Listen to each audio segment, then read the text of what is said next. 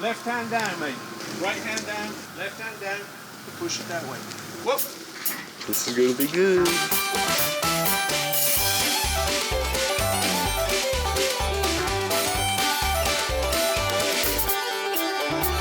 I got a gal and she loves me. She's as sweet as she can be. She's got eyes baby blue, and her love for me is true. Going up Cripple Creek, going on a run. Going up Cripple Creek, have a little fun. Going up Cripple Creek, going in a whirl. Going up Cripple Creek, see my girl.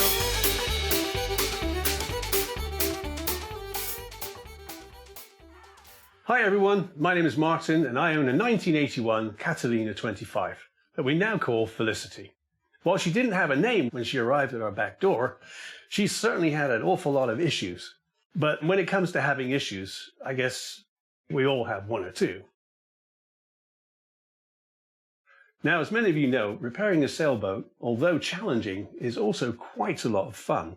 Because it's really smooth now. I'm really proud of it, actually. You should be. It looks good. I know. Soon we're going to be afloat. Yeah, exactly.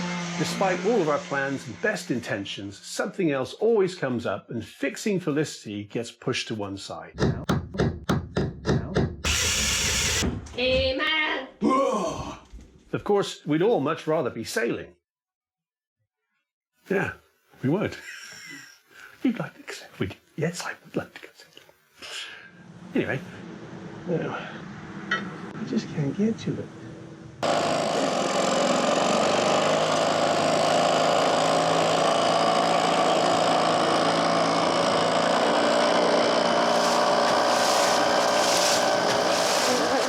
Yeah, a little bit of surf. Let's see, we're really sailing now.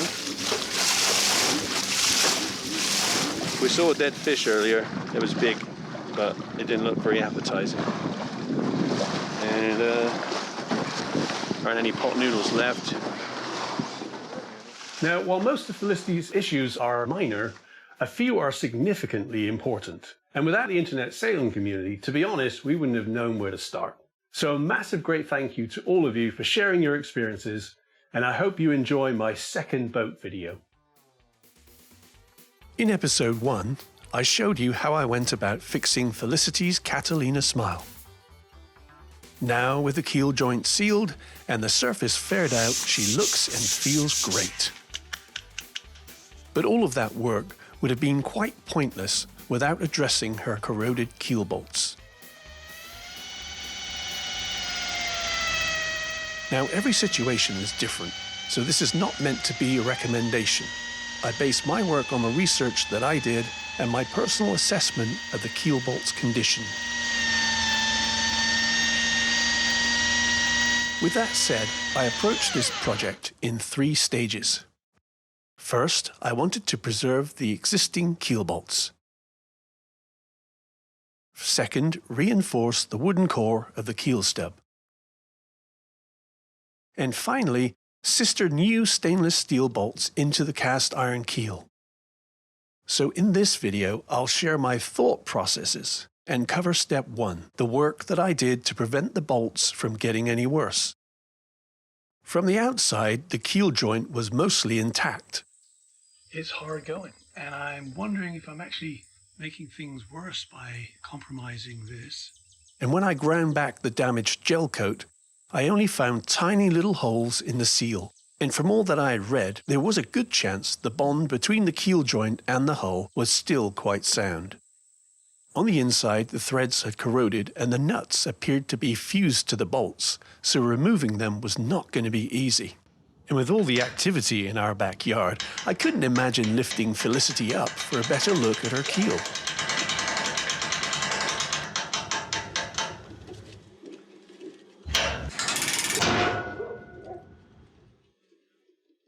To the best of my knowledge, Catalinas can either have mild or stainless steel keel bolts.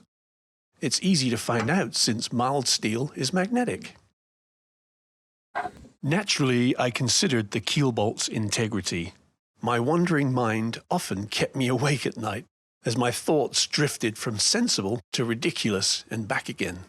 I thought about having a survey done, and I will before we go out onto the lake. I also thought about tapping the bolts with a hammer, or perhaps taking the check out the tires on a used car approach and give the bolts a jolly good kicking.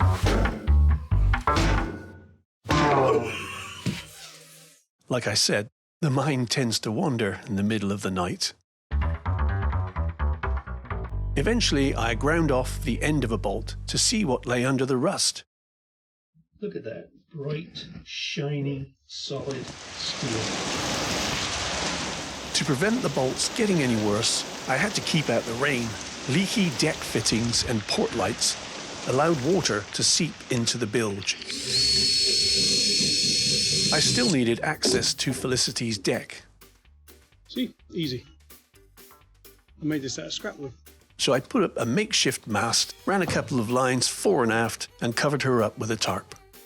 Then I got some more tools and went to work on her bolts. Drive in a buggy, that's for me. Watch the wheels roll merrily through the mud and over the stones. Bucking horses break good bones. We're going to use just the portable drill, a spare battery, nice 1.5 inch long wire brushes, soapy liquid, rust neutralizer, a scourer, a masking method, some cardboard. This is great because it comes with beer, so that's really helpful. And then paint it with this. And a chip brush, just in case. Once I've done all that, I'll be happy that I've preserved the existing bolts and we can move on to the next stage. Okay, let's get some tools and get to work.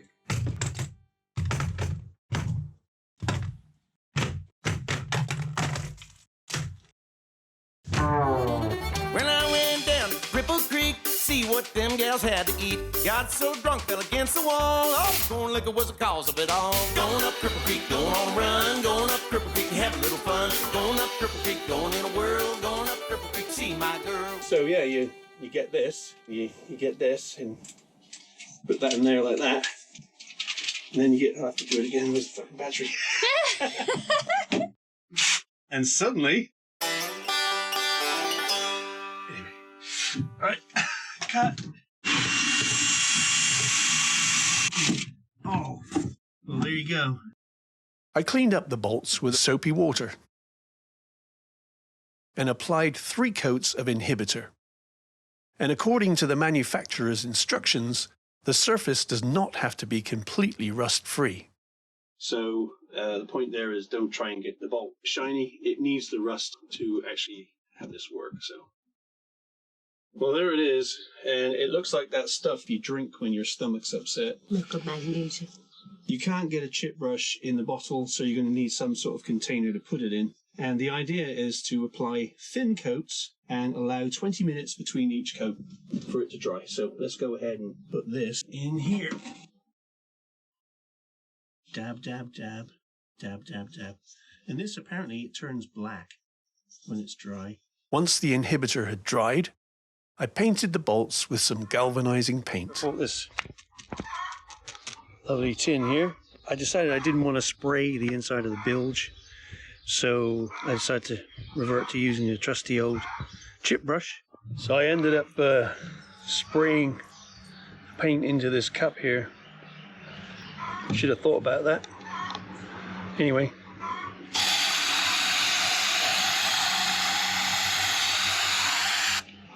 The trouble with this stuff, it kind of gets everywhere. Actually, I quite like it, really. What do you think? Anyway. Pop this on here, like so. This is my galvanizing paint. It's a bit runny, like.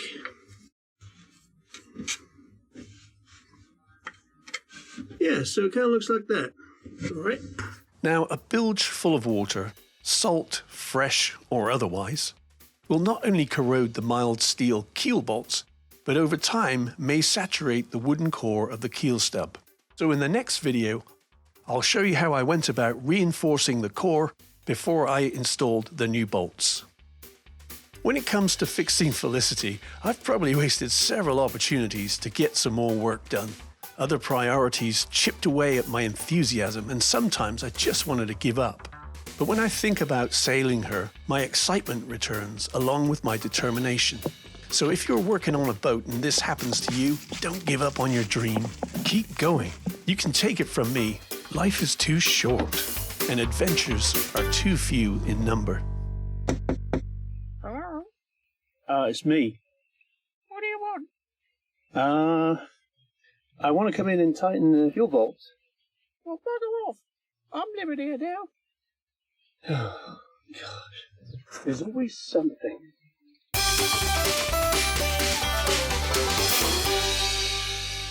Thank you for watching my second boat video. I really hope you enjoyed it. If you haven't seen the first one, just click on the link below. Please leave a comment, like, subscribe, and share it with someone you love. Until next time, jibe on, y'all.